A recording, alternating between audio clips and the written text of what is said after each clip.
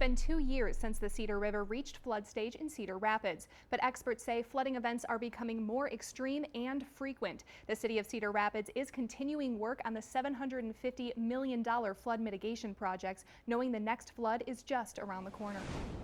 Cedar Rapids. As we know, we're no stranger to those natural disasters in Iowa. A city full of people that know flooding all too well. Flood waters kept rising and kept rising. The flood of all floods. 2008, a record-setting crest of 31.12 feet, 19 feet above flood stage.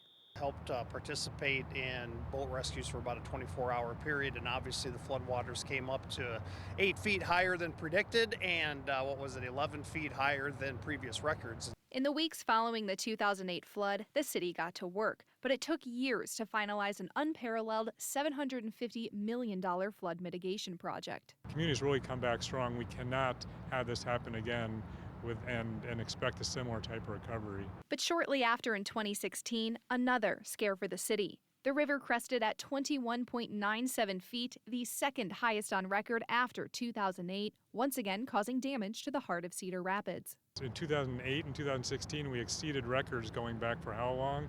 And not by a tenth or 2/10. One of them was 2 feet higher, the other one was 11.2 feet higher. So it can certainly happen again. And the city at this point is expecting this to happen.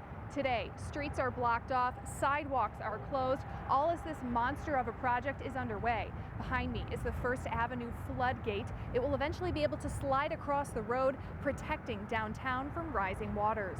It's critical that we get this done sooner rather than later because we can't control Mother Nature, but what we can control is how ready we are once Mother Nature strikes. Extreme rainfall events are happening more frequently across the Midwest. According to Climate Central, heavy rainfall events are up 42%. In the last 20 years, the Cedar River has reached flood stage 14 times. It can happen again. I think 2016 proved that. Flood projects on the east side of the Cedar River are set to be completed around 2026. The west side, mid-2030s. Both sides will be built to withstand 2008 water levels. It was considered the probable maximum flood, so we don't really anticipate that it could get much worse than that. With the plan intact, local businesses have returned downtown. Work just started on a new project right next to the river, bringing a restaurant, hotel, and apartments. I think that that's why you continue to see people making investments down here because they're confident that their investment will be protected.